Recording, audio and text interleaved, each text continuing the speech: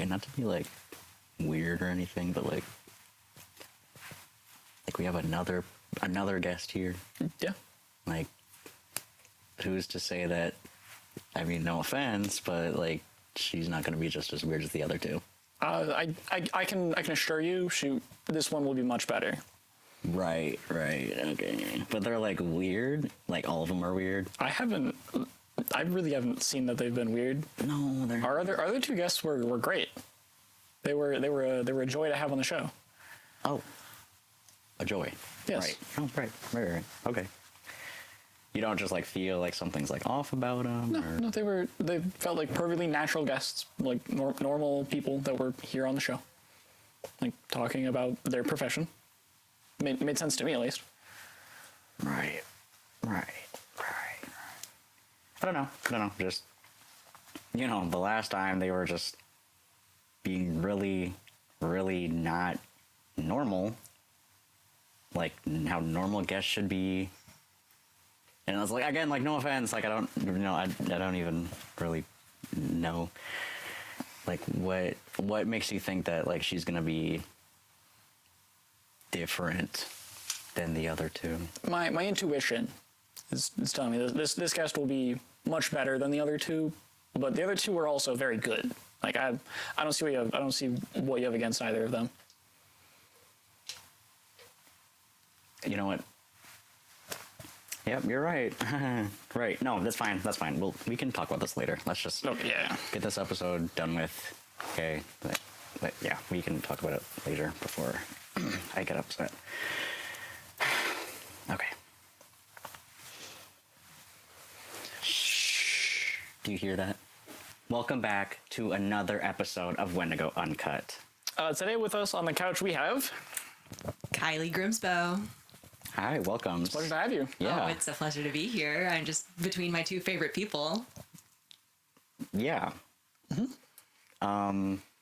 So basically we have you here on our podcast today to talk about your experiences in acting. I do that. I would hope so. Experiences in I wouldn't acting. ask you if you didn't. Yeah. Your experiences like before, or I guess like kind of your origin experiences with acting and your time at Wendigo and how WDP Films is like what it's taught you, what you learned from it, kind of your opinions and stuff. How it's different from other like professional acting you've done. Right, For sure. Right. So, I mean, we always start at the start. So, like, tell us, like, how you really got into acting. Well, my first ever production acting was in a high school production of The Miracle Worker. Are either of you familiar with the story? I'm a little bit. Ever heard of a woman named Helen Keller? Oh, Yeah. yes. Yes. Yeah, it's a play about sort of the story of how her teacher, I think it was like Anne or Anna, forgive me for not recalling correctly. It was my freshman year of high school. Yeah, that's fine. Yeah.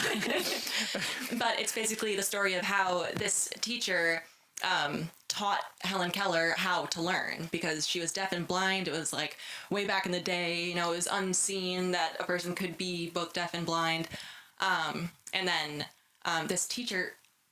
Can we get a search on what her name is? I feel so disrespectful, like not knowing. It's all right. It's all right. It's like Anne or something. We'll go with Anne. But Anne taught her by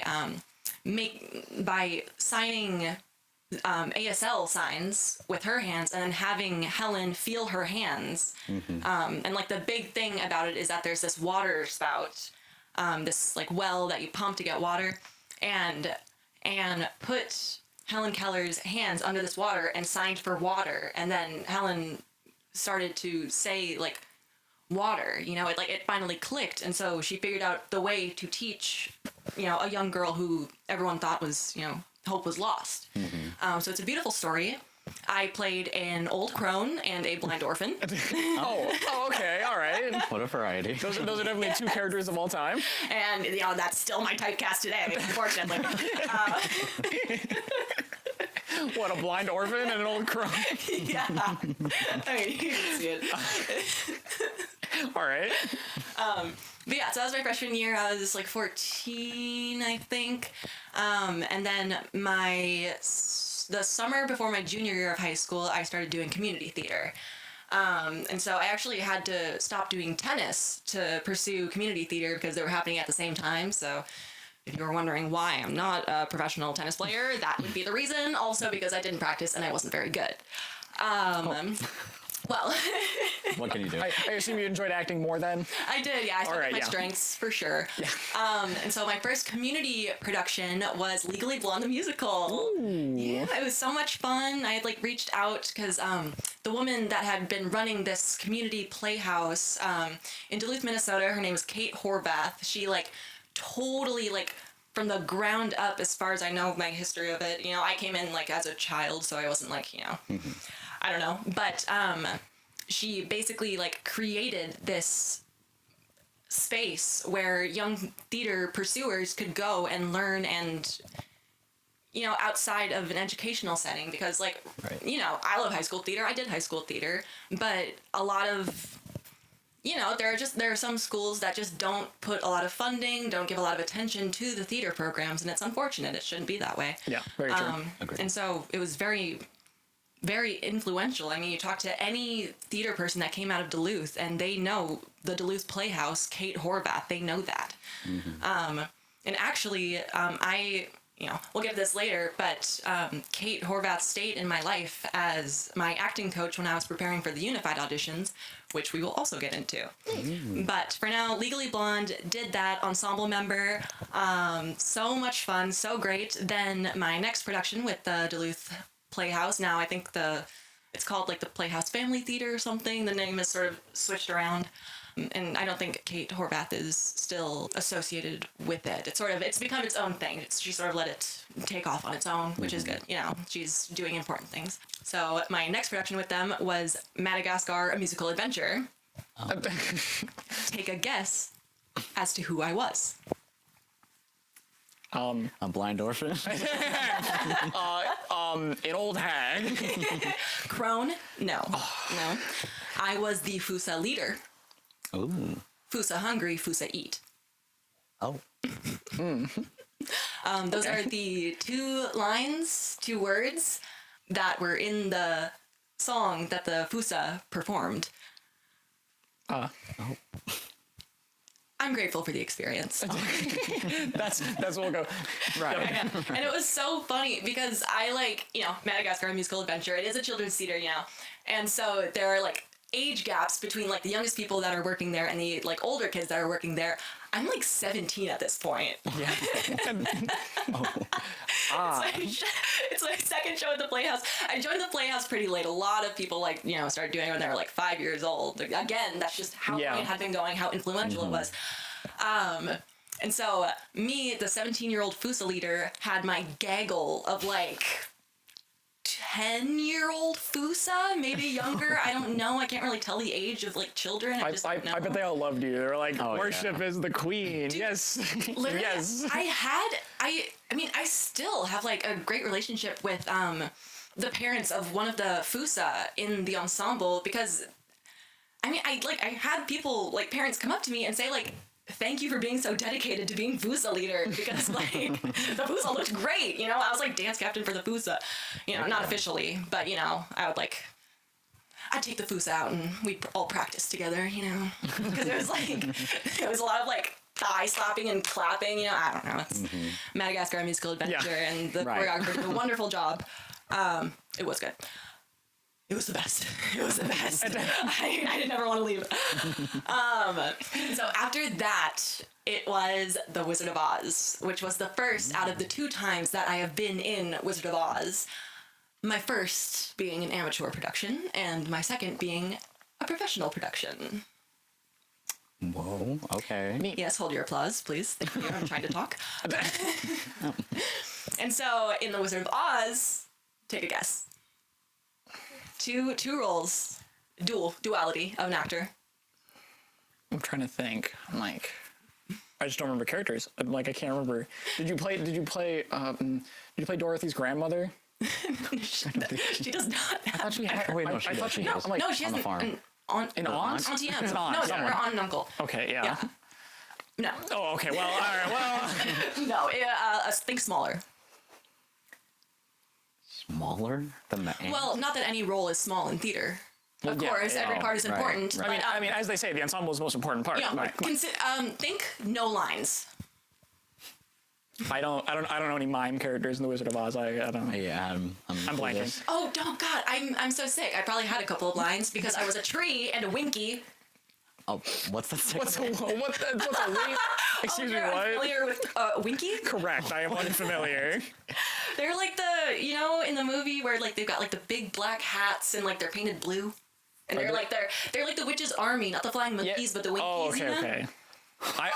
So Are you? you started explaining it. I thought it was going to be the flying ones, but all right. No, it's the winkies. Oh, and I have a really funny story from this. Yeah? I don't know. It might be more funny to me than it is to you guys, but. Oh my god, so it's like the Winky Army, and it's like we're on stage maybe twice, and like we are marching across stage. Like that's like what we do. That is our Winky move. It's that we learn our Winky march in rehearsals, da da da. And so we're waiting backstage to go and do our sorry. Oh, this better be Our, funny. our Winky march. And it's like all of us are all like, teenagers, preteens, whatever. And I'm sorry, I can't get through this. I think adding winky to the beginning of using it as an adjective is really funny. You gotta winky march. You gotta winky say you gotta just like. So we're all lined up. We're like packed. It's like pitch black backstage, and like someone farts, Oh, okay. and then someone says, "We've got a stinky winky." No. That's done for. Oh my god! Everyone go home. Everyone go home. It was Just can't top so funny, dude. Me and my sister, because Especially backstage when you're not Right. supposed to laugh, you're not supposed to say anything. Exactly. It's 1,000 times harder to not laugh when you know I'm not supposed to laugh at all. Everything becomes so much funnier. we were like, I think we were all like slightly breaking on stage. It was so funny. And my sister, me and my sister, we were both doing like stuff in this theater together. Oh my god, we still say that to each other. Like, some of the stinky winky. It's so funny, dude. I do really love old inside jokes. Those are, they're like, just let it die. And you're like, no, I don't think so. It's funny. Oh my god, this is a sidebar, but when we were younger, I don't remember like why, but like we stopped saying like I gotta go to the bathroom, and we started saying I gotta go to the tinkle dinkle haha room. Whoa. I think my dad came up with it. He's a funny guy. I don't That's know. hilarious, actually. That's so many Dude, extra syllables. It's so many extra words. I know, dude, but it's just so funny. It's that stuff, It's just like throwbacks. And like I have two older sisters, and we all like it's my middle sister Madison is 2 years older, and then my oldest sister Taylor is 5 years older, and so it was like the perfect like age gap of I can bond and like have inside jokes with Madison. Madison can bond and have inside jokes with Taylor, and then me and Taylor had like the oldest youngest dynamic where like I always thought she was the coolest, and she thought it was really annoying until she thought I was cool, and then I became cooler than her. Sister pipeline. But anyway, so after the Wizard of Oz, we did. Let's see, Wizard of Oz. Was that the last show? No, that was okay. So I was gonna ask, while we're here, tell us about the second Wizard of Oz. We'll just like skip it. We'll talk about. We're in Wizard of Oz. Let's talk about both of them. So second Wizard of Oz. Actually, no, I can't. I'm sorry because it's all contextual with what was happening in my life. And so right now we're in my senior year of high school. All right. Madagascar was fall of senior year. Wizard of Oz was spring. And then during the summer, the Playhouse did this awesome thing where it's like where I gained like all of my tech experience because I was like doing acting stuff. I just didn't have much of an interest in tech. I love attention. I'm the youngest. I need it bad. And so they would do this summer intensive where they would have one musical and then one Shakespeare. And so this year, the musical was West Side Story, and the Shakespeare was Much Ado About Nothing. And this is where, like, oh my gosh, I had actually had a familiarity with Much Ado About Nothing because I had a friend back in the day who was in a production of it. So I'd already seen it, I auditioned for it, and I got the role of Don John, which is an audition monologue that I still use to this day because it is so fire. But so did that. That was that summer. And then, senior year was over. In the spring of my senior year, I didn't know what I was going to do for college. I didn't know what I was going to pursue, but I knew that I loved acting. It was like the only thing that like filled passion in my heart. And I was like almost like self-convinced myself to go into STEM because it's like the woman thing of like, I get good grades. I can pull a B in physics and chemistry. I should pursue STEM because I'm a strong woman and we need more strong women in STEM. But I would have hated it so bad. Dude, I don't like math. I don't care for science. Like, I understand it's important. I know it is. Like, It's also not a creative. It's not that creative of a field. yeah, exactly. Unless you go into like technical engineering. Like that's like, but that's about it. My dad was pushing for me to become like an engineer. Yeah. Because like I can design buildings. I'm artistic. Because I've been creative all my life. I mean, look at me. I'm a freak. Obviously, I need to like throw myself into something. Hey! We're called theater kids. Come on, get it right. Theater kids, Come on. I suppose. Oh, my baby. No. Oh gosh, where was I? There's something wrong with me. Right. And so my spring and senior year, this is where Kate comes back because I had reached out to her because she had been doing a college prep program for Unified Auditions. Now, Unified Auditions are a series of auditions that take place in LA, Chicago, and New York, where all of the theater schools, like across the US and some like in Scotland, like some outside of the US, gather so that the theater children can come and audition for their programs sort of in one foul swoop instead of going to each college and auditioning for, instead of, only being able to audition for one program because that's all you can afford to travel to, you get to sort of stick your finger in many pies and then see which one tastes best. They're basically just like record it, like you give that audition and then they're just like, they send it out as basically like as like your college essay, kind of like somewhat similar to that. Yeah. Okay. I'm sorry. Can you repeat what you just said? I'm sorry. Like they like record it and they like have it and they send it to college, like those like colleges for like as an application at like intro essay kind of thing. Kind of. A lot of the schools would have a pre-screen process. I mean, man, I was working a retail job and literally all my money went into like submitting applications, sending pre-screens because they would be like $50 to $100 each time. The cheapest one would be like 20 or free. Some of them, but it would be that, and then you would literally like. I ended up going to Chicago because I was living in Minnesota, so Chicago was just the nearest one. And over the span of like 2 or 3 days, I think I auditioned for like around 20 schools, and they were all present, they were all accounted for, great stuff. But jumping back here, the spring of my senior year, I reached out to Kate and I was like, hey, is it too late to do like unified auditions for this year? And she responded, yes. But if you want to do them, we have the next round starting this spring. So you can start this spring. We'll meet every Tuesday and I will help you through the entire process. And so it ended up being me and another young theater kid. She was pursuing musical theater. I originally wanted to pursue musical theater because I was like, why not have it all? But I didn't take voice lessons my entire life up to that point. And didn't take voice lessons, and were you naturally gifted enough, or? No. All right, yeah, okay, yeah. Those are the two. It's either do a bunch of training or just be gifted. Dude, and the thing is, when you see a musical theater person on stage and they're belting their heart out, they're doing their thing, so often the case is that they have been in voice lessons since they were 5. They played Annie professionally when they were 5 years old.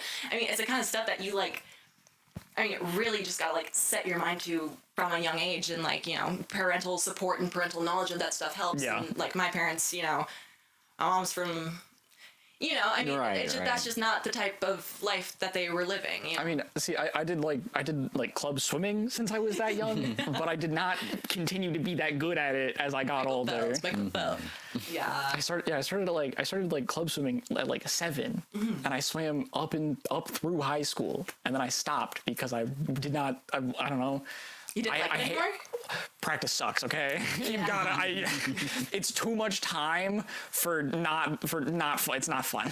Dude, I honestly, I resonate with that because when I was younger, I used to figure skate, and I figure skated for, all right, I wouldn't expect that. I assume it's the same where it's practice absolutely sucks, but you love competition. Because that's what it was for swimming, was I did not like most of the time I didn't like practice, but competition was my favorite part. It was the best part. I think I was maybe a little too young to love the competition part because it was me and my 3 sisters and we were all in figure skating. Okay. I have no idea. I don't know. I think my mom just wanted us all to know how to figure skate. I still, well, we have some cousins that would figure skate, and so I think that was her kind of inspiration for it. And it's like riding a bike. You don't forget, I can still skate very well. Thank you very much. Right. But so I was the youngest, and so I was like maybe like 8 when we stopped. All right. Like if I recall correctly, you know. So it's like I wasn't like going with my friends and going to the concession stand, Yeah. and, you know, peeking and all that. I was like sitting in a chair and having my hair tugged on and going out and never placing above 3rd because I didn't practice very much. You know, story of my life. I just never really committed to sports very much because my heart belongs to the theater, I suppose. Right. I was like the same way with like volleyball. I started. Really? Volleyball? Yeah. Interesting. Yeah. No, yeah, it truly is interesting. No, I was like super in it. Like I was actually the opposite of you. I loved the practices. Hated games. I hated them. Really? They gave me such bad anxiety. I think it's also throw up. different between sports. Yeah. Because swimming it's just yards. And because you just need to practice a bunch of yards so that because it's like practice was like 2,500 yards. At a meet, the most I would swim was 750. Wait, no, 850 was the max amount of yards you could swim at a like high school event. Gotcha. When you just like get in your zone, like it's like the world is gone. It's just you and the water. You are water. You are water. No, I'd just go. Everything hurts, and then I'd breathe. I'd breathe, and I'd see my coach doing this because I needed to kick more. Doing this. He was doing this because I needed to kick my feet more because in the 500, which is my main event, about halfway through you just stop kicking. Oh. Really? Sometimes you just stop. Well, no, because your brain is so locked in. You're 250 yards in. Okay. It's like all You're up here. Yes. Yeah. You're like 8 or 9 lengths in to it, and your brain just like, we're just gonna keep swimming. Gotcha. And then you just like forget that to actively kick your feet. It just happens. I feel like whenever I do swim, and it's not often, I don't really remember to use my feet either. Yeah. So I'm the same way. don't feel bad, Aiden. It happens to everyone, man. I've been swimming my whole life, and you guys are still like, God. Hey, you could, if we had to swim away from some bad things, you'd survive. Correct. So Straight up. you have that. Yes. Or shark meat. Downright. I'm dead. I I'm can't dead. swim to save my life. Yeah, no. Yeah. But anyway, what are we talking about? You're Oh, So you're figure skating. are we talking about your volleyball? oh, well, Well, if you want to keep talking about volleyball. not really. I mean, I was Wait, in when did you it- start? When did you stop? I just wanted to Okay, yeah, this is a. Yeah. Oh, yeah. So I started in 5th grade, and then I stopped for like 1 year when I went to high school because of COVID. But then I started up for, I think, 10th and 11th. And then I was like, I don't really want to do it anymore. So I like low-key kind of quit halfway through the season. Okay. Yeah, you So I'm lost the momentum. No, I got better things to do. That's fair. Okay. True. You know, Yeah. I'm like, I want a job. I want money. I have a question, and please answer it honestly. Okay. If you had stuck with it, do you think you would have pursued it in college as well? Oh God, no. No? No. Like it was definitely more of a hobby rather than like a passion, I'd say. I see. Like when I started, it was all because of like, oh, my friends are doing it, and you know, it seems fun. It's a sport. You know, why not? I'll get active. Yeah. And It's like, good for you. it was fun, and I'm, you know, kind of like you, where it's like I'm glad I did it, but it genuinely was not worth the amount of anxiety I would get before matches because I never properly learned how to serve, and so my serves were always bad. I know, isn't that funny? I played volleyball recreationally through high school, like barely, and I figured out the overhand serve. Yeah, so Wait, how would you serve? So I only Like I just taught underhand. myself. You know what? I taught myself specifically because of haiku. Oh, I learned the jump serve because of okay. that. Hell yeah. So yeah, Can I still do never- it? Probably not. Probably not. It's been like 2 No. years since I've played. There's no That's shot. fair. Well, I shouldn't say that I never learned how to serve because obviously I was in it for a while. I You're learned. like playing volleyball.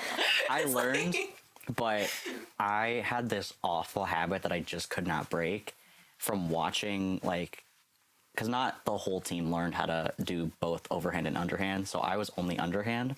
But from watching, like, a few of my teammates practice their overhands, for some reason, my brain was like, oh, before you go and serve the underhand ball, you're you going to drop toss it in the air and then underhand hit it. My guess would have been you just let go with your other hand as you swung, because that's a very common mistake, because you're like, oh yeah, I don't want to hit my hand, so you move it out of the way, but you threw it. Yes. How much air would it get from your hand? Like, not a lot. Like, it wasn't like I was like doing the full overhand. Overhand toss. No, it See, was that'd be like, funny. That'd be a mix up. You switch. You do this, and then you just like you get it with a switcheroo. No, but it was genuinely something I couldn't break, and it would get me so upset because I was like, I don't want to do this, but my body won't let me not do it. And so I always had such bad anxiety of never being able to make it over the net, and I'm like, oh my god. And look at my teammates in middle school, they were so mean to me. I mean, as middle schoolers are. They'd scream from the sidelines like, oh, you can do it. And if I wouldn't get it, they'd be like, oh, but you got, like, you should have done this. And I'm like, stop. Like, stop yelling at me from the bench. Can I relate to this? Yes, I actually have a very relatable Yes. story. So 7th and 8th grade, just 2 years, I played basketball. Oh, no. Okay. During my second year, in one of our first games, I got like an easy layup, and like again, this was one of those things where like a lot of the girls on the team had been playing since they were like little children, and so they knew how to like do a layup, how many steps to take before you like throw the ball. I don't know, but it was like a wide open shot, and so I went up and I just like took two hands and like just like blooped it in. Awesome, great. I had my score for the season, fantastic. Never bothered me. Right. 8th grade year, Oh, no. I did not make a single shot in any game The entire season? the entire season. Oh. And it's not like it was the kind of thing I was beating myself up over. I was like, "Psh, I don't know, it's exercise, my friends are doing it. Right. And plus I was tall, you know, like I was just always tall. 5'8" now currently, if anyone's curious. Oh, I bet Oliver can relate to you. You can continue. You can continue what you were saying. I'm not gonna respond to that. But yes. That was- No, keep going. Continue. But so towards the end of the 8th grade season, like my teammates clock and the coaches clock that I still have not made a shot in the game. And so it becomes like a thing before each of the game as the season dwindles to an end that our spare coach, Gary Yahoo, real last name, by the way, loved him. He's such a great guy. He's so chill, awesome with the kids. Is he the co-founder of that chocolate milk brand or that search engine? He might be. Like, how common is the last name? Right. I don't know. That's a great question. But Spare Coach Gary would like rally the girls, and he'd be like, "All right, guys, we're gonna get Kylie a basket. Get the ball, pass it to Kylie." Oh, no. Still didn't make a single shot, and it was like horror. It was a horror because I couldn't shoot. I like didn't know. I was like, See, but did any of them beat you up over it, or was it just you beating yourself up? I'm like, they keep passing to me, and I just can't. dude, it was literally, it was just so embarrassing. Okay. I was like, I can't make a layup. I can't do a mid range. I certainly can't shoot from the three. Like, oh man, it was a many, and like, there was one game where it's just like I threw the nastiest air ball ever. Airball. It was so, dude, it was so bad. I think my parents were at that game. time. It was bad, Oh, dude. It was no. bad. But I think my dad was just happy to see me doing sports because he has 3 girls. I think he always Right, wanted a son, right. but now he's got 2 stepsons or son-in-laws. Sons-in-law. There we go. Okay. Yeah. Period. Okay, we've gotten a little off track. We should make it back to acting. Yeah. Make it back to your acting experience and how you got how your acting experience got you to WDP. Let's try to Okay. let's get back on track. Okay, so I am now, at this point in the story, I am working with Kate for Unifieds. During this time, I also just so happened to audition for The Wizard of Oz at the North Shore Theater, which is like sort of like semi-professional theater, Yeah. I'd say. I mean, at this point, it's the theater was pretty new at this point. At this point, it is like but I mean, still, it's the production quality is very good. All of this is besides the point. I auditioned for it. I don't get called back. That's fine. Then I actually do get like an emergency call back because they had someone drop out, and I get cast. I'm not guessing. I'm I not have no guessing. idea. I have no idea. Unless my previous guess still stands near the aunt, and that's the only one. It's the only thing I got. I never pull that off in a professional production. They need to hire like age appropriate. Okay, all right. For sure. Yeah. But I would say I graduated to Munchkin/Aussian. And you know what? I still have a little pair of round green glasses from that production, which I technically stole. But I did ask the costume ladies, like, hey, can I have one of these? And their response was basically, if it walked away, we wouldn't notice. Oh. You know. So it was like a wink. They were, No. yeah. They were like, you can take one. We're just not gonna say. Just don't tell me you took it. Yeah, we didn't see anything. Yeah. Which actually, do you know why they were wearing green glasses? I've got absolutely no idea now. Because it's Emerald City. I was gonna say. You know, I was they're seeing it all through. I mean, I think it relates to the book. I don't know. I'm not very like educated on this, but from what I recall, it's like Emerald City in the book is emerald because everyone's wearing green glasses. I think. Oh, I thought it was just. You know what? I never read the book, to be honest. I didn't either, and I could be totally wrong. I don't know. I could be misremembering. Yeah, I also didn't read the book. I don't know. Has anyone read the book? Somebody probably has. I mean, probably. Somebody had to write it at least. Right. They probably read it. The publisher probably read it. The publisher. I'd hope so. Makes sense. I'd hope so. But so did that during Unified auditions. It was a great experience. My first professional production. Lit. A lovely time. So did the Unified auditioning process, many a late night, almost an all-nighter, just doing submissions, writing essays.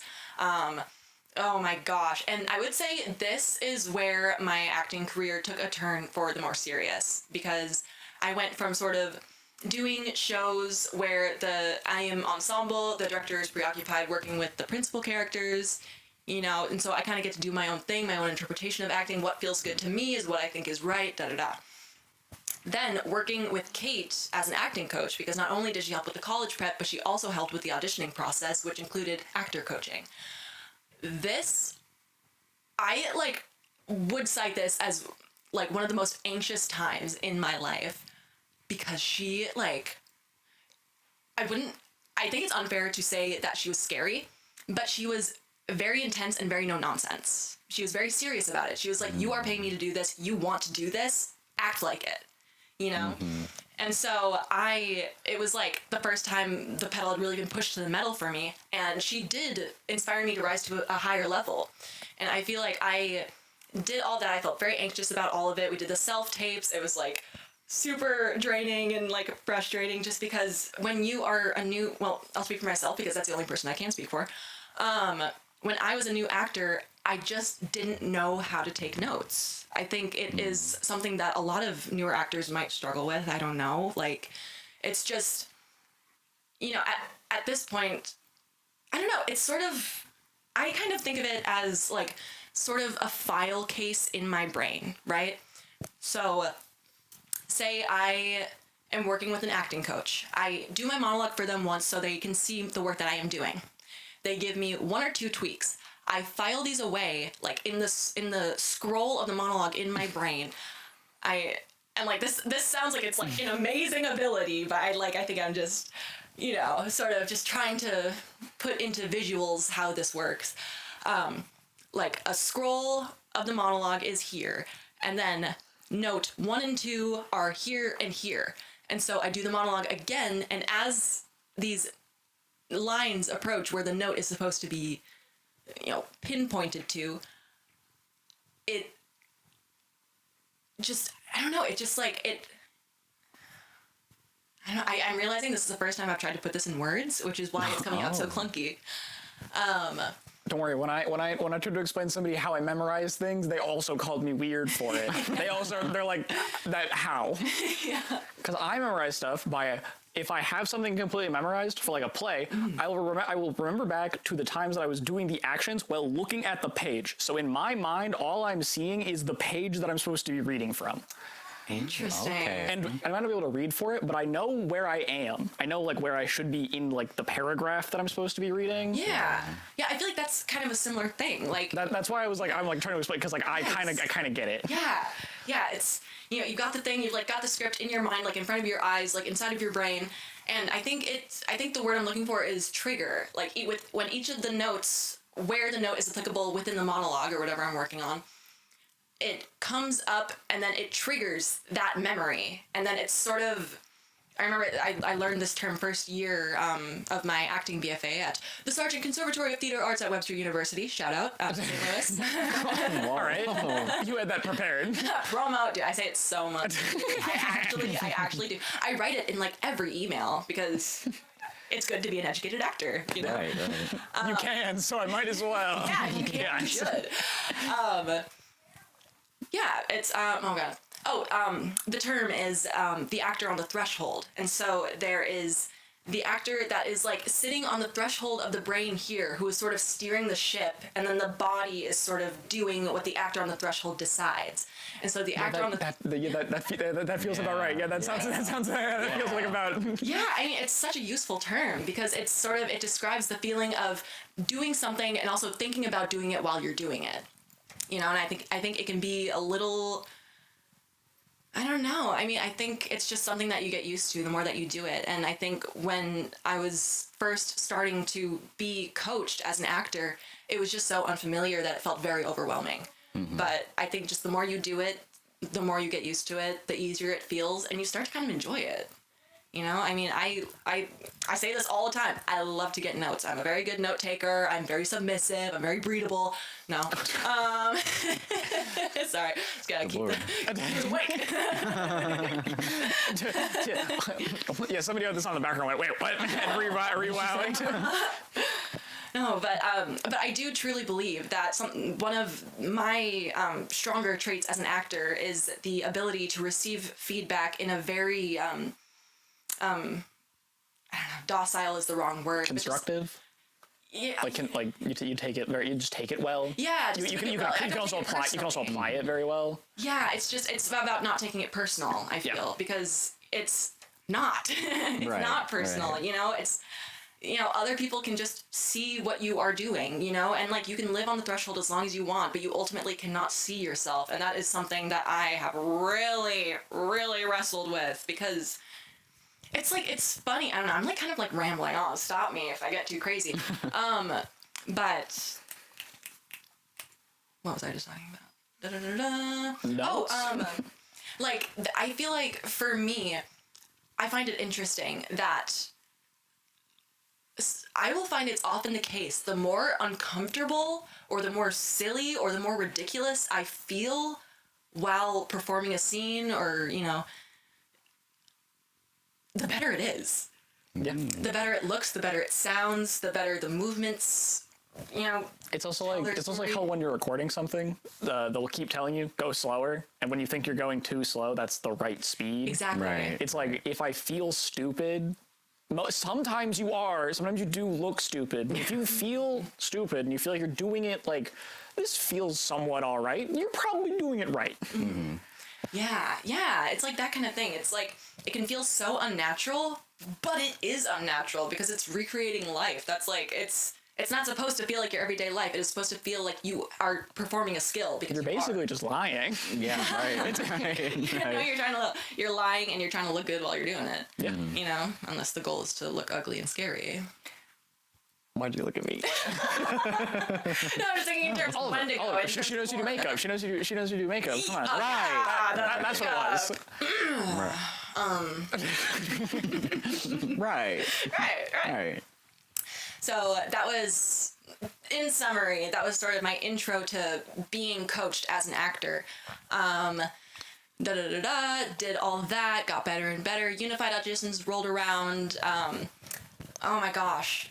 And during the Unified auditions, I feel like this is part of the reason why I am so attached to the Don John monologue. For those unfamiliar with Much Ado About Nothing, Don John is the villain. And he's so beautiful. He's such a delicious villain. Oh, okay. Whoa. No, it's just the monologue has a lot of like very like, you know, chewy, juicy words. You know, it's very Shakespearean. As are all of Shakespeare's words. Right. I mean, that's he made up a lot of words. Yeah, no, he did. But I remember doing that specific monologue in my auditions, and I would just do it so often because it was the one that I felt really confident about because we had worked the heck out of it. Yeah. And I don't remember what the school was I was auditioning for, but I just remember feeling like this is mine now. Because it had felt like up to that point, this is what Kate wants me to do. And I know it's the right thing to do. I know it looks good. I know it sounds good, but it just doesn't feel like it's mine. And I think, you know, again, with acting, like the repetition, the reviewing the material, the doing the text analysis, doing the research, that is what makes the material feel at home. You know, Right. I mean, that's how you become the character. You let the character become you. So that was Unified auditions. And then, of course, I have to talk about my experience auditioning for Webster because I hold it so near and dear to my heart. Because I, like, you know, say what you want about Webster University. No, I mean, I don't think anyone has any particularly negative reviews. It was a fantastic program. It was a really good program. There are a lot of things I liked about it. It was a liberal arts conservatory mix, which meant that from 1 to 5:30, it was all acting, voice and speech, movement, Alexander technique, Shakespeare, all yoga, you know, all. Whoa. Yeah, I mean, it really, for 4 years, from 1 o'clock to 5:30, that is what you are doing. You are completely invested. You are with all of the other people in conservatory. It's a 4-year program, first year, second year, third year, fourth year. The second 2 years, you can get directing classes if you get high enough grades. Well, everyone got to take the first directing class, and then if you know. Right. That was the one class that was graded on an A to F scale, but the rest of the conservatory program was graded pass-fail. Because how do you grade personal growth on an A to F scale? Yeah. Right. You know, and I talked about that in my audition for Webster, and I really liked how they did it because they had me walk into the room and just sit down and talk to them, and they had me fill out a sheet beforehand. They like were looking at it while I was sitting across, and I remember I got choked up talking about how they graded pass fail because God, I hated high school. I hated it. Yeah. I hated it. You know, and you know, maybe part of the reason is I was taking pre-calc. I was taking college level chemistry, college level physics. I was taking calculus my 4th year. You were taking all the STEM classes. Yes, I was Dang. doing so much STEM, you know, because they offered dual credits. It's just cheaper if you do it in high school. Yeah. If I never have to take a math class again after high school, I win. True. Succeeded, by the way. Also succeeded in that one. AP stats. Hated that. Hated that class as I took it. Dude. Looking back, one of the best math classes I took. Really? What's so good about it? AP stats. I don't know. I just like this. The stats are just They just click with you. yeah. Nice. That's cool. I never got stats. I feel like that was always one of those things. I feel like statistics and then physics were 2 subjects where I was always the wrong answer is the right one. You know? Physics never felt intuitive to me. I don't know. Beside the point. But all that to say, I talked about that and how I had worked my butt off to get to a point in my life where my grades would not define me anymore. And if I was going to pursue college, I want it to be that way. And Webster was the only school doing that. And so I told them that, and I was like, oh, I love you. And I also had a friend, Copper, who went to Webster a year before me because he didn't take a gap year because he signed up for college prep on time. But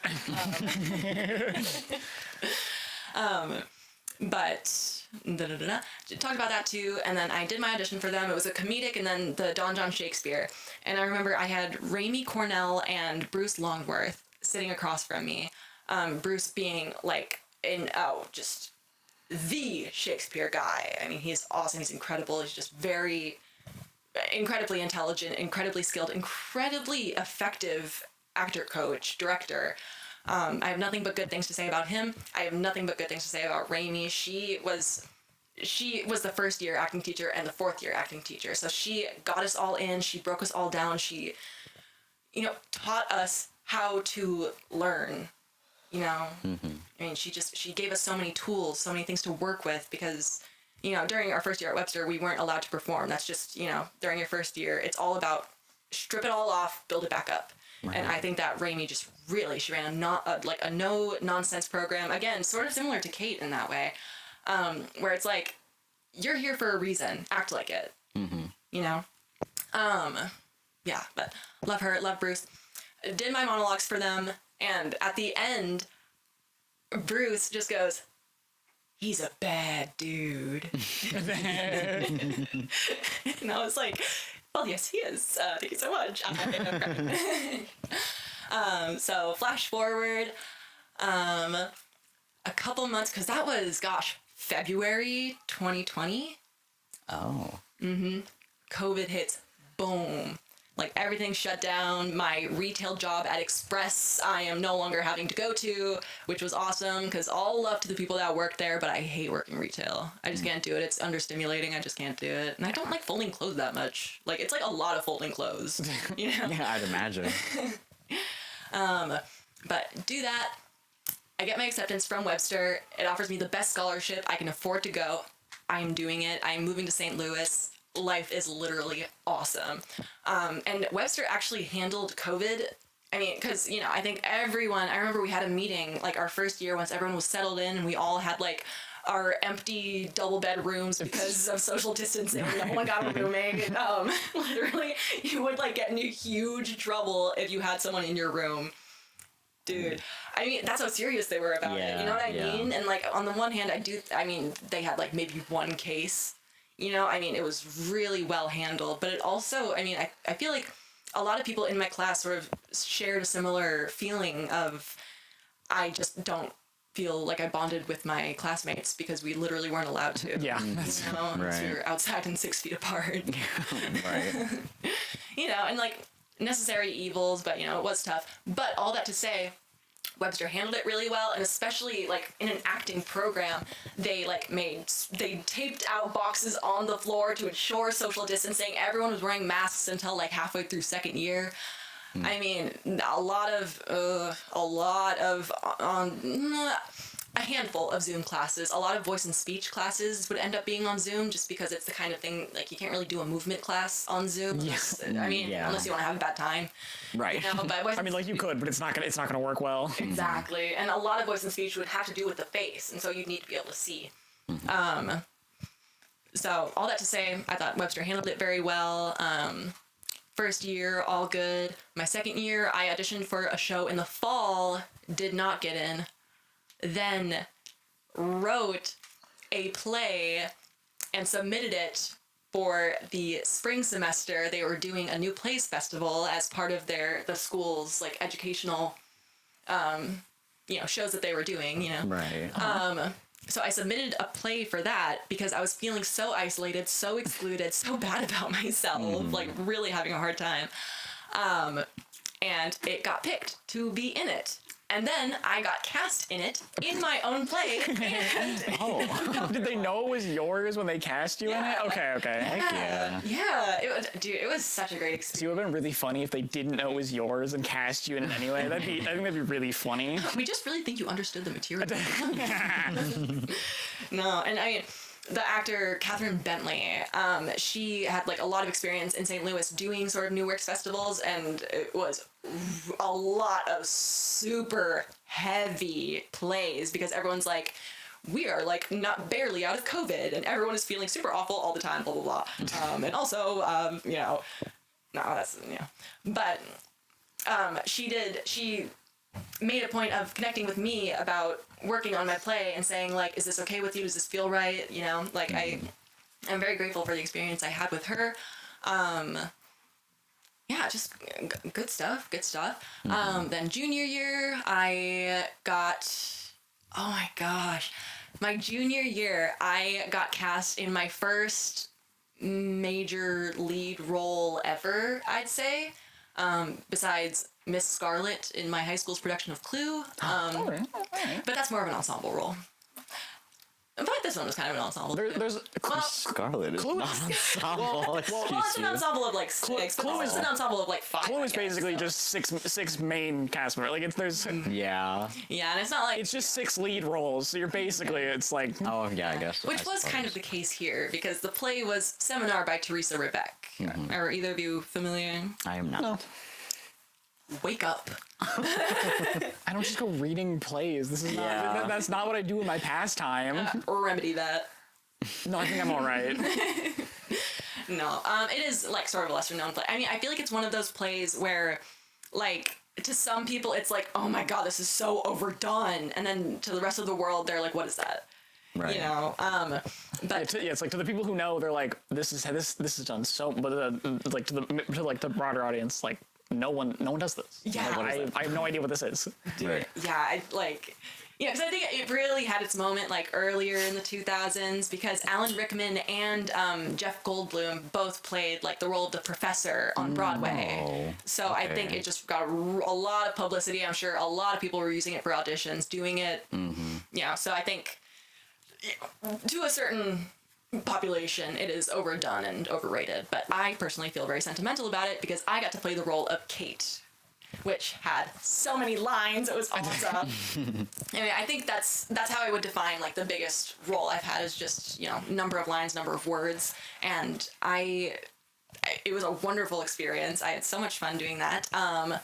And then my spring of my junior year, I got to work with the St. Louis Repertory, which was a theater on the Webster campus who would kind of collaborate. They would often bring in students to do tech work with them, and they would sometimes cast students.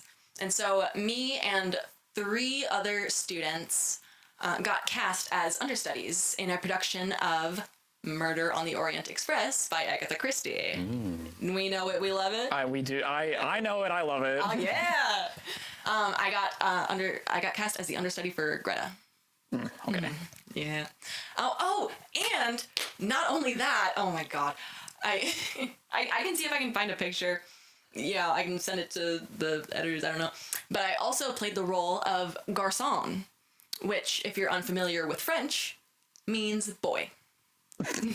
So I got to wear this bitching blonde. Oh, sorry.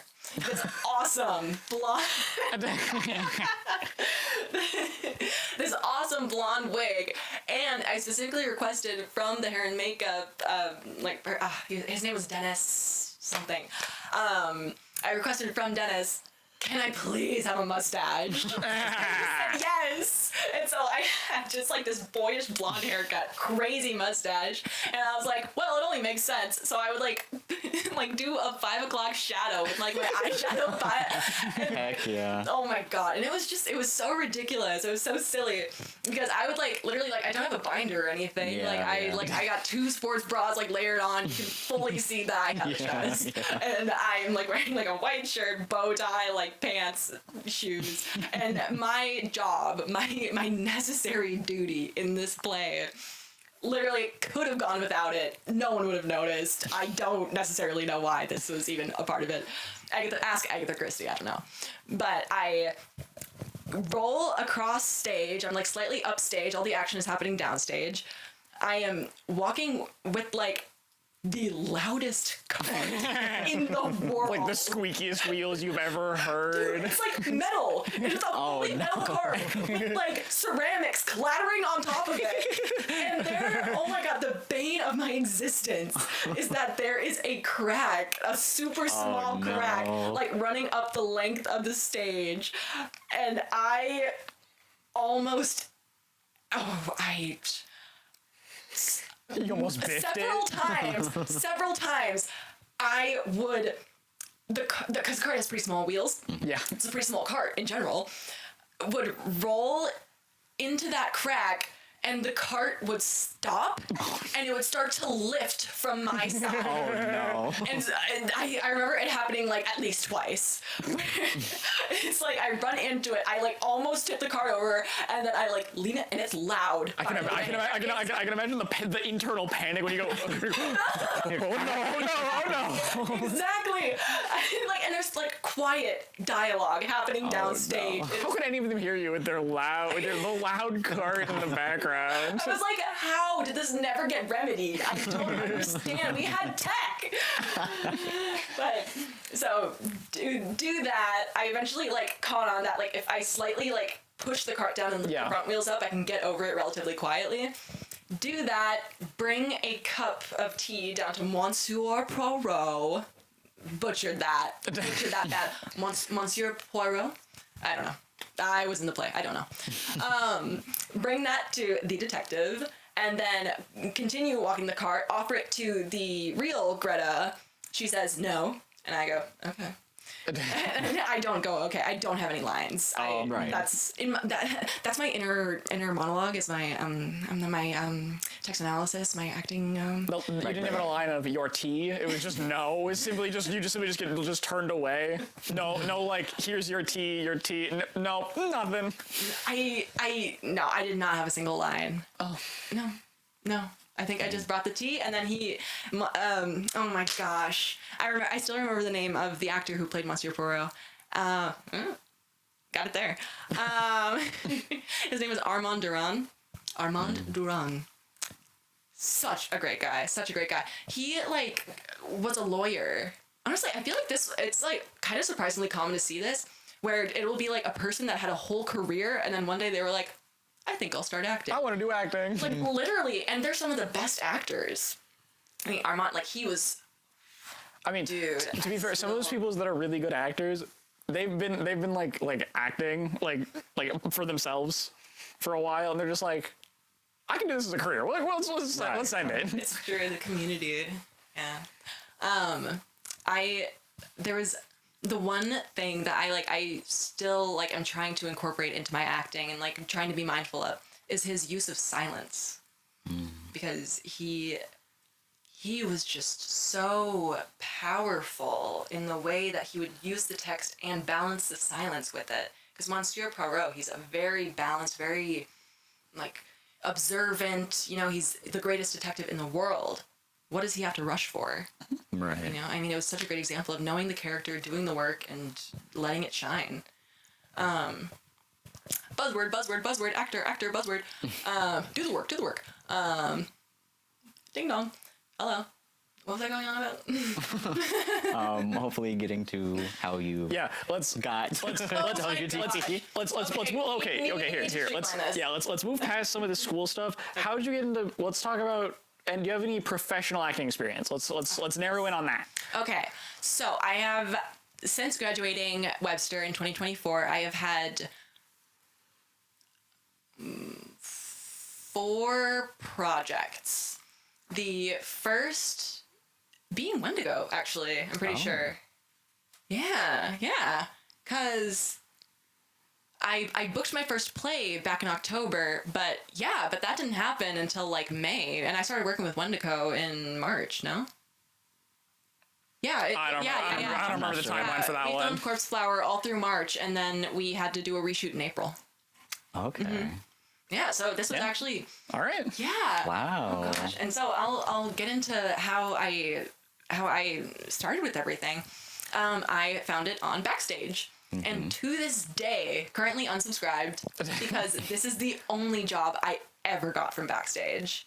Except for one where I got paid like $50 to like talk with a guy about this guy who's like doing a seminar for like single men, I think. Okay. And he was just asking me like about like my previous dating experiences, like what I look for in a partner. I don't know.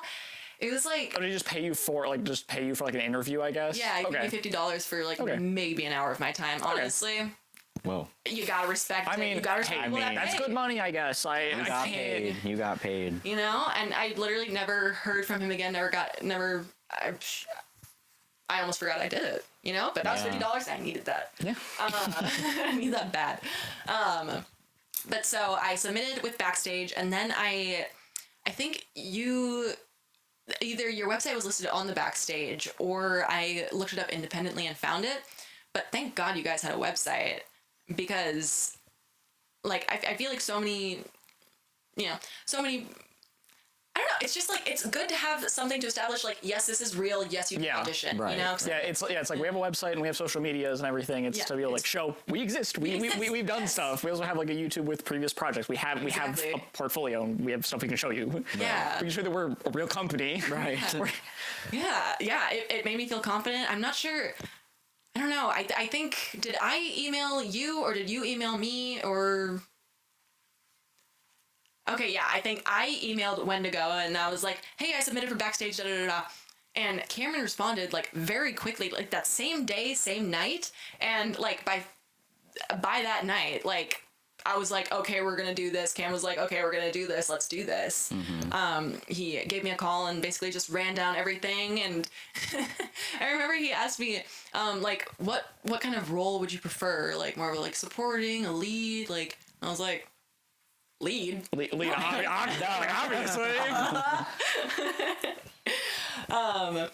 But yeah, and I like, it was just so funny. So it's one of those things. I mean, I think in early career, one of the scariest things is like worrying. I mean, I think that I am just kind of an anxious person, kind of a paranoid person when it comes to like being raped and murdered. Right. You know, like Right. how do you determine Right. that someone is safe to work with? That's and fair. A company is legit. You know, I mean, I think it's very easy, especially for young women, to be taken advantage of. And Most definitely. you know, and so it was kind of the thing where it's just it was very nerve-wracking. Not Wendigo specifically, but just I think it was just another thing that I didn't know what to expect. I had no idea, but I was like, Cam put me in contact with Gabe, who was the writer and director of Winter Flower. And I remember we hopped on a phone call and I was talking to Gabe and I was like asking questions and he was answering questions and he seemed like very chilled and laid back, which honestly, I feel like being a chill director, chill writer can go either way. But I think I would rather have a director that's like, They know they know exactly what they want. They have everything mapped out in their head. Or are you thinking the opposite? I was gonna say the opposite. Because me as a tech and a camera operator very much like to either work with them to figure out that image or have them already have the image in their mind to tell me. Yeah. I see where you're coming from. I definitely do.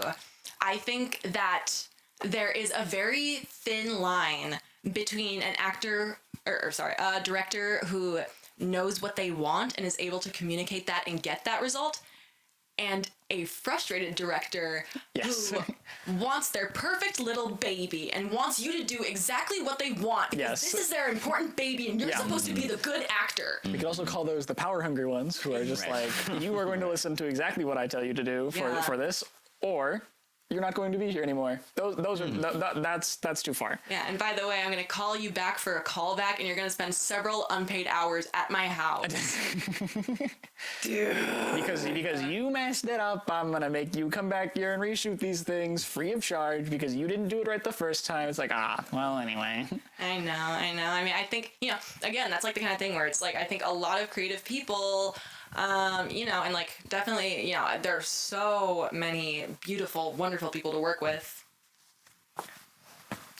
I just touched both of their shoulders. Because this is a purely visual bit. I mean, all that to say, I guess it's just, it can really go either way and you don't know what to expect. Right. Da-da-da. back to Wendigo. And so I got in contact with Gabe. We talked about it. I got good vibes from Gabe because Gabe was like, honestly, I trust you. Like, you know, it's kind of all up in the air, but like, it's, you know, let's just work together. Let's figure it out. And I respected that. I was like, you know what? Cool. I felt a tinge of worry because again, it's like you don't want to work with a director who has no idea. That's why like the line that I'm thinking of now is that a director that has an idea for the characters, but a very like thought about thing for how they want their shot set up and their set, because then that gives the actors enough room to like flesh out their character the way that they think it should be, and the director has enough power to like make it so like everything looks good and everything should be like a good end product. I think I found the good thing. I think I thought about it and I found the good middle line. Yeah. But so for the last time, I'll say it. Me and Gabe talked. Talked to Karen, talked to Gabe, and then however much later we started filming. I remember I pulled up to set on the first day, and literally it was just such chill vibes immediately. I was like a little bit nervous because everyone was so tight. I was like, oh no, I'm excluded. But that's just because I like to be a part of things. I'm like a dog in that way. It's definitely a metaphor. Definitely a metaphor that exists. I'm like a bitch. Sorry. But I do remember, this is one of like my fondest memories from Wendigo, and also one of my earliest, like, you know, cemented in memories, that we were like getting later in the day. I get punchy by the end of a filming day, like especially between shots. I mean, I can lock in for the shots, but you know, whatever happens between the shots is between me and God. Right. But we were doing, oh my gosh, the scene where, am I allowed to talk about this particular scene? Okay. The scene where Luna like rips off the mask and she's like, this is quoting the script, so sorry, but she's like, bitch, you know, she's like freaking out. Yeah. And so I'm like, I do that, like I do my like heavy breathing to get into it, like do the scene, and then like between shots I'm doing the like Gojo poses. Yeah. We're like peeking, we're like, hey guys, how's it going? Oh my god. Right. Why'd you have to remind me? Oh my god. I remember that fondly. And oh god. I remember it, that's for sure. I think it was like, who was it that was like, oh, you're like a freak? Probably Cameron. It was either Cameron. It was probably Cameron. And I was like, yeah, you guys were unprofessional first. Now I get to be. You know? But I don't know. I think that is a great way to operate on set, though. I mean, like, it's not that serious. I'm not Daniel Day-Lewis. Yeah. Method. I have 4 years of acting experience, and you know what they didn't teach? Or education, acting education. You know what they didn't teach? Downtime? Method. Okay. They didn't teach method. Respectfully, you know, I mean, I think it's to each their own. I am not a qualified source to be like going crazy on method, but I think, you know, gosh, it's like there's a Lily Allen quote that I'm going to butcher quoting now, but it's like, it's here's the idea of what she said. Right. This is not a Lily Allen quote. This is who played I'm not gonna be able to give you a name. Oh my gosh. Have you guys seen Interview with the Vampire? No. Have you guys seen Bring It On? No. I mean, I have seen Bring It On, but not in forever. Have you guys seen season 2 of the TV show Fargo? No. Okay, can I borrow this for a second? Watching this anger. Okay. Whoa. my God. Watching this anger fold out real time is really impressive. This is Okay, IMDb. For all you audio only listeners, Oliver has a computer that Kylie took and is now searching up the Fully answer. taken over. Fully took the computer and is now searching. Kirsten Dunst. We found the name. I am like 95% sure that I mean, you know, this could be this day and age, it could be AI, we don't know. But I saw like one of those like, you know, like a slideshow on Instagram just with like Kirsten Dunst quotes like from her recent work. And if I recall correctly, like, forgive me if I'm wrong, but she was basically saying, like, method seems like the kind of thing a man would do. Because I have children, I can't come home and be in method. Like, I have to, like, return to my life. Like, it just seems like a very self-centered way to go about your career. I had lived that last part. She didn't say that, but that's like sort of like the gist of I guess the quote would be for a mother would be what it would be, because like if you're just living on your own anyway, then you could still do it. Theoretically. Yeah, that's why it's like if you wanted to and you needed to and you felt like you needed to, if you were living alone and independent by yourself, you still could. Are you a fan of method? Have I been insulting you? I don't know. I just kind of act. I don't know. And do you respect method? Yes. Yes, you do. Who do you respect that has done method? I don't know. I just like the concept of it is like, oh, you're trying to get really deep into this character to like try to like understand. I mean, It's like I understand the method acting. It's not something that I've like truly done, but I understand it. I disagree. Okay. No, I mean, I think You disagree that it's a thing that people can do? yes. Oh, okay. All right. Not allowed ever again. No, I mean, I see where you're coming from. I do. I mean, there are clearly like very famous, well-respected actors that have done method. I think that it can go wrong so quickly. I mean, look at Jared Leto with the Suicide Squad. Yeah. The whole thing. Sending his co-stars like dead rats. Like, respectfully, man behavior. That's too far. I didn't know he did that. Oh yeah, look it up. I know he was like a little freak. But I didn't know he did that. Oh yeah. People like that was like a whole thing when Suicide Squad was coming out, and like maybe it was like promo, and if it was promo, it was good promo. Maybe. Yeah, maybe it didn't happen. Maybe it didn't happen. I don't know. Allegedly, but Oliver, it's not like that. That's disgusting.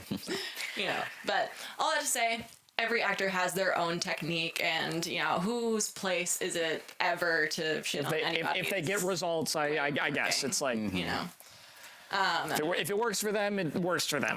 That's fine. Yeah, exactly. Just be considerate of your co-stars and your your castmates and your crew. Anyway, back to So yeah, do you have any like more memorable bits from working on that film? I think did I accidentally spit on you one time? Maybe, I don't know. Because most of the time when I'm behind the camera, if it's past like 9, it's all a blur. It's all. No, that's fair. This was I think during one of our reshoot days. We the scene sort of near the end where I'm killing Cassie. I don't know. Am I allowed to say it? Spoiler alert! She Hopefully dies. it'll be out before this comes out. It should be. Release It Winter better be. Flower. We I should be need fine. my reel, please. True. Oh gosh, I still have like the 4 minutes of raw footage that I will sometimes send because I have literally nothing to show for any professional film work I've done in the city so far. Because it's not out yet. Right. Literally, not either Yeah, of the two by of them. my time of recording, and whether this gets cut out or not is different, but the time of recording, it's not out yet. Okay, word.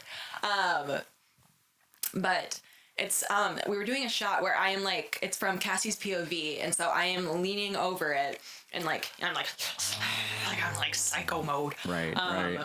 And I think I did drool a little bit either on you or on the camera. Is this when we were outside, or was this on the? This is in the bedroom. Yes, okay, that was my other guess would have been the bedroom. Did you get spit on? I don't think so. And if I did, I clearly didn't notice. Would you like to? No. Oh. Well, What? Do you? no. I'm the one who ran away from you, so Is anyone gonna ask me? no, No, I'm good. because we don't want to know the answer. No, because the answer would definitely be yes. I don't want to hear that. The answer is in my mouth. Yep. That's the reason we didn't ask. See, exactly. What the heck? Okay. All right. You answered anyway. All right. Ooh, what else? Oh my gosh, this is like a funny moment with Elena. So on our last day of filming, on our last day of filming before we had to do the reshoots, I spent some time beforehand making little cards for everyone because I was so thrilled with my experience. I was so happy. I felt like I was friends with everyone that was here. Like, felt so warm and welcome. Like, literally every time we were on set was just like a big giggle fest. Like, we had so much fun doing it. Which you don't see dirt, like you don't see that that doesn't get shown No. At all. because we all lock in when it comes to actually when the camera starts recording. Everyone's professional. Dude, it's true. I mean, I think Wendigo does a great job of balancing that, and I think it's just because you all are, one, so close, and two, dedicated to the craft. I mean, like, I have nothing but mad respect for, like, all of you, but, you know, Cameron specifically, because he runs this. I mean, I do have a question for you two, if I may. How did you get recruited by Cameron? Okay. I did high school acting with Cameron. Oh, nice. He asked me, would I like to be in one of his projects? It was actually the first project for officially for Wendigo. Title? It's a Maimon. I played Jacob. It was 3 years ago. It's whatever. But anyway, he asked me to do that for him. Then next project came along. He needed somebody to do camera, and he said, "Hey, do you want to do camera?" And I said, "Sure." And here we are. Right. Literally, and here we are. I've done intermittent acting for Wendigo or WDP at this point as we've gone, but I've been camera the entire time. Nice. And you? I actually applied through the website off of seeing Samesies. like an old friend's Snapchat story asking for actors, and I'm like, I like acting, why not knowing that I was like gonna get paid or anything. I was like, I just like acting, why not? And then I pulled up to a studio and I was like, what the hell? I'm like, this is serious for real. Didn't you guys weren't you and a group of people there to shadow for Jeff? Wasn't that what it was? Also kind of just there anyway, but that wasn't my first time there. But I feel like you were there for I was there for an interview, but I was there to for like I think hiring on the new like a what do they call them, like training days, or I don't know. It wasn't really training. It was just kind of like I was allowed to watch. Yeah, but it was like, this is what the company's about, and I was like, okay. Apprentice?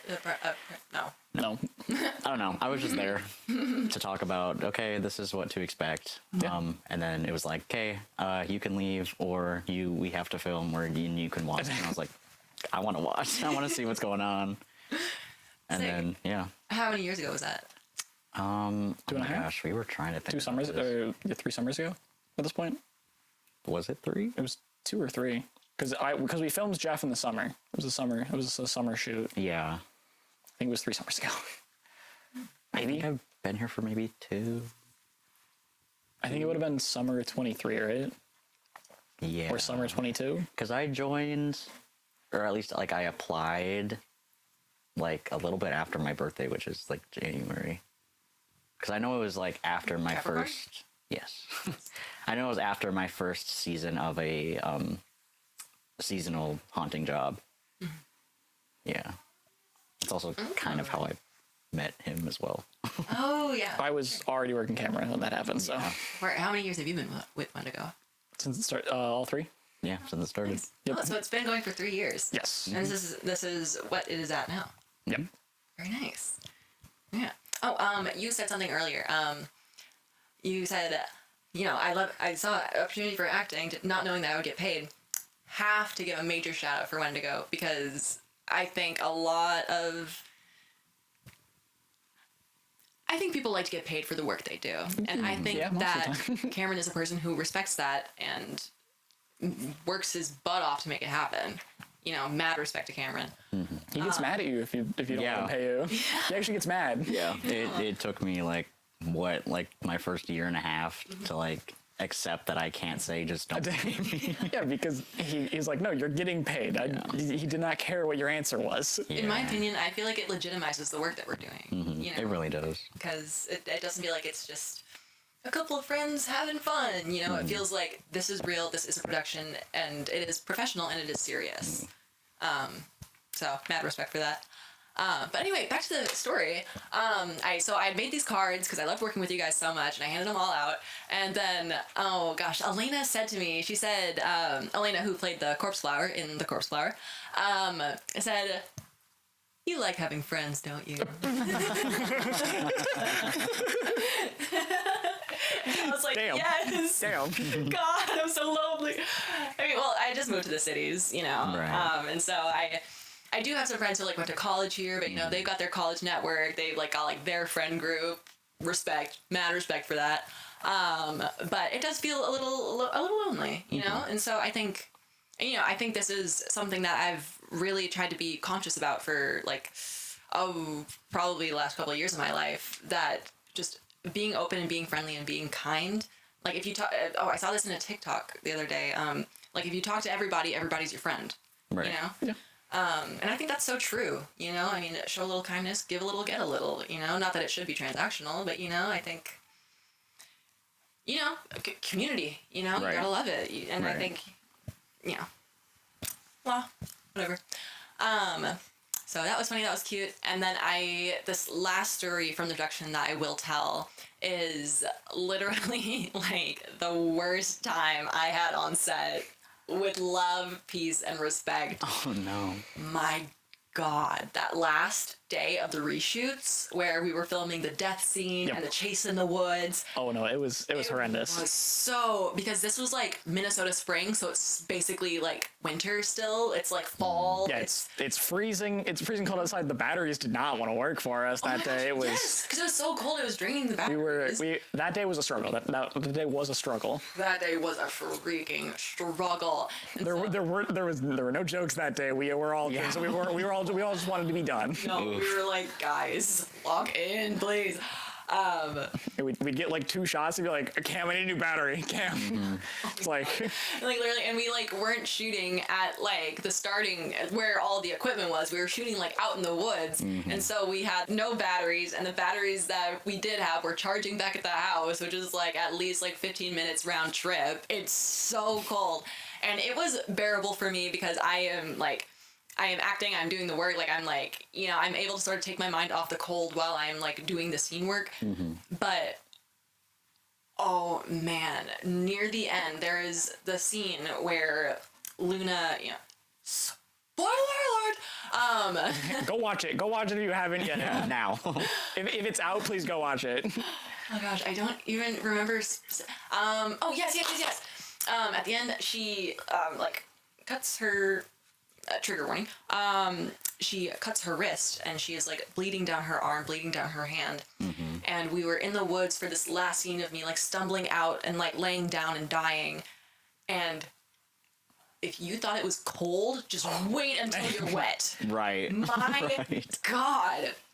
I was actually reminded of this earlier today because I like got some food and then I washed my hands in the bathroom and they like only had hand dryers and the bathroom was really cold and I was like, you're gonna put my hands under a dryer in a cold bathroom. So I was like, no, I'm not even gonna do that. I'm just gonna leave my hands wet. I'll just like slick back my hair a little bit more and then, you know, fine, whatever.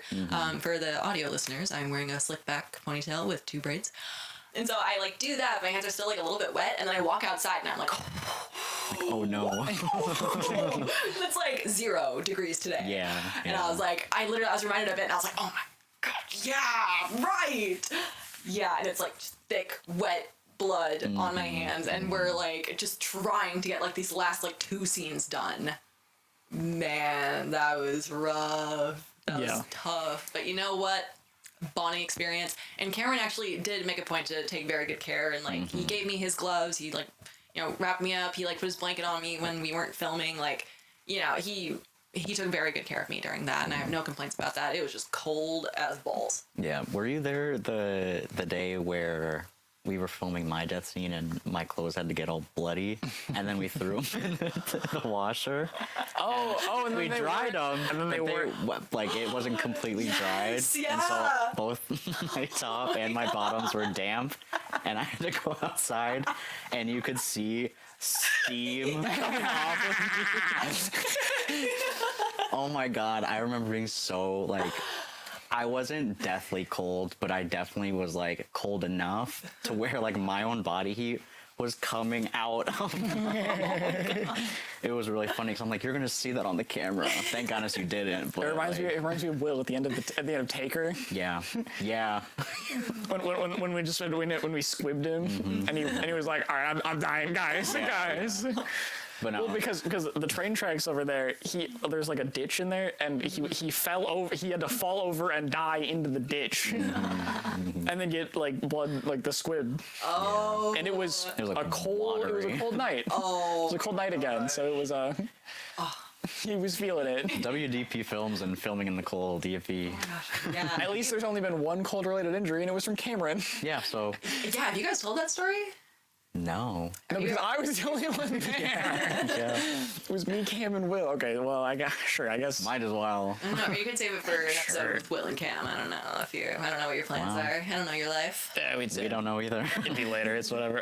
But anyway, so we needed another shot or two for a bridge in Bagman. That one is out. Go watch Yeah. Bagman. That one's a good one. Bagman. Go watch that. Bagman. We had like 2 or 3 shots we had to do out there. I was the only tech member. It was me, Cam, Will. We set up the camera. We set up some lights. I had to hold the mic, press and then press like record on both of them. Cameron didn't think about, there's snow on the bridge. Right. So we had to get the snow off, but then there was ice on the railing. So he rested his hands on the railing The entire scene. basically the entire time. 4-minute me. scene, by the way. Yeah, I was gonna say. Yeah, it was like a 4-minute 4 scene. minutes straight. Long. So he got frostbite on his 2 fingers on Yep. on his right hand. Or his left hand, I don't remember. But he got it on his pinky and ring finger on one of his hands. Oh. To this day, he does not have feeling in those In fingers. the tip of him, the tip of those fingers. Yep. Could have been worse, but We have a visitor. yeah. A cat just ran across That'll be for cut our out. audio viewers.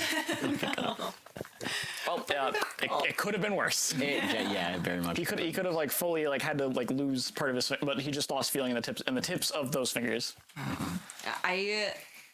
Not similar, but kind of similar. I cut the inside side of my pinky trying to cut open one of my sister's homemade bagels. And I still don't have like feeling on that side of my pinky. Like really damaged a nerve or something. You're the second person I know who's had a bagel cutting that resulted in their fingers like being fucked. Dude, because you hold the bagel in one hand. That's the first one. That's the first one. But it's because you hold the bagel in one hand and then you use the knife with the other hand. And I was using a chef's knife because I'm stupid. I don't know. I don't know. I mean, I've cut a bagel with it, but You use a long serrated bread knife. Is what you use. Well, no, if you use a chef knife, you hold it like this, and then. Right. Yeah. Well, do I look smart? Don't answer. Oh God. Well, What? we'll ask the crowd. So that's the studio audience. Like, I have a bad track record with like knives. I don't know.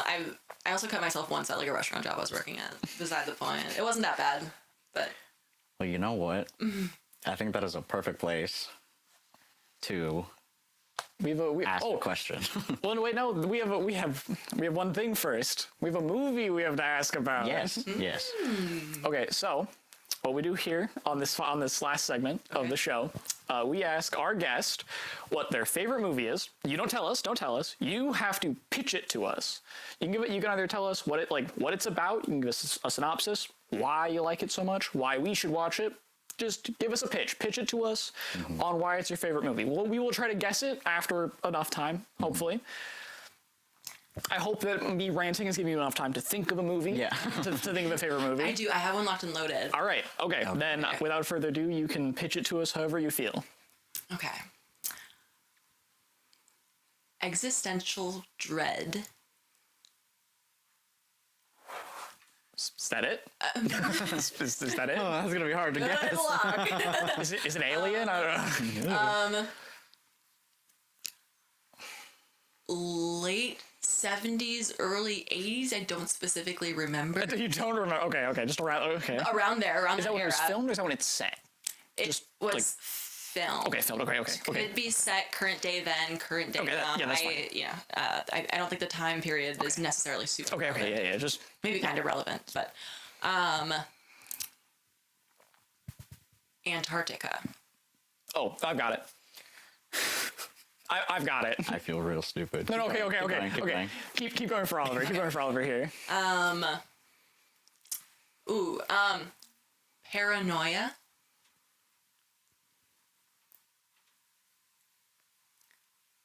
Would isolation be a good one? Isolation. Yep. All right. Why do I? I'm thinking about like three different movies. You've probably at least heard of this movie. Certainly. Keep going. It is a good one. Ooh, I'm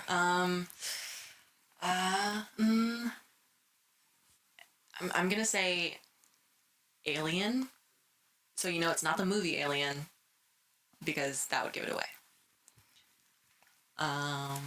Okay. He's lost. So he's lost. We're just gonna go with Shapeshifter. Oliver, just let us know when you give up, so that I figured it out pretty quick here. Okay. Now both of you are gonna try to help me. We don't be able to get Oliver there without giving him too much. Without giving too much away. Scientists.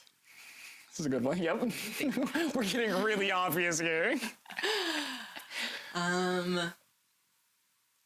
Dog. Oh yes, I know. I know.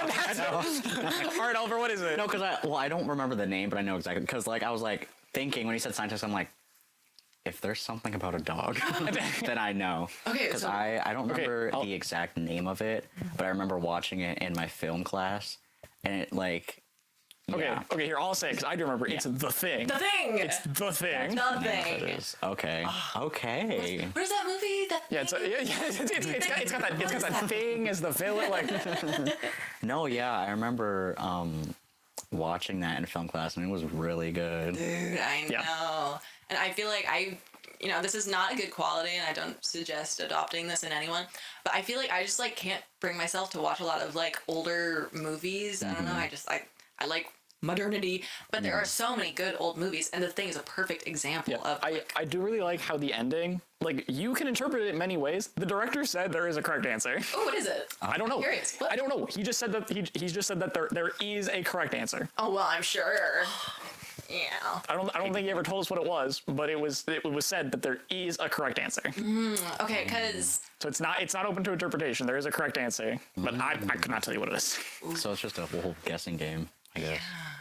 There's probably we'll never enough. know. Probably enough clues. Apparently, there's a game of it that's also the director said was canon, so that might help. But I don't actually know. oh, well, it's surely it would end the same way. There's probably enough clues, but I'm not smart enough to figure it out, If I remember correctly, is there or also smart enough to remember it. a book version of The Thing? Or am I? There's also been like recreations of it where it's like multiple people are in an enclosed space and there's a shapeshifter that keeps like this is like it's been done multiple times. But The Thing I believe is the original of it. And there was a Thing too, which allegedly did not receive very good reviews. I have not seen it. All right, well I guess that brings us to the end of this section. Yes. Carly, do you have anything else you wanna end the episode off with? Oliver, what's your favorite color?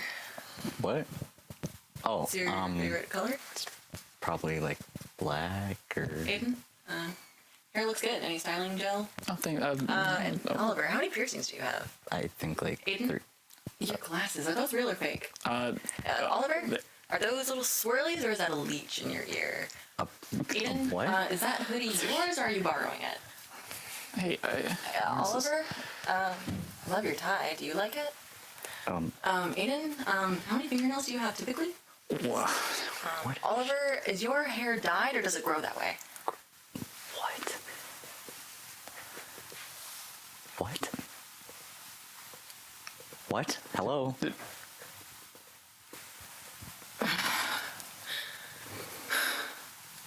Hello? Hey, yeah, what's up? You all right? Yeah, what's up? Yeah, you good? Sorry, I don't remember the last like 20 seconds. I'm sorry. Well, I think that's a good enough place to end this episode. Yeah. Thank you for listening or watching wherever you are, our wonderful audience.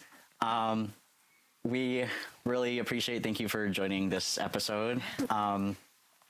Continue to just tune in and see what else they give us, I suppose. Yeah. Okay, see you next time, guys. Bye. Bye. Bye.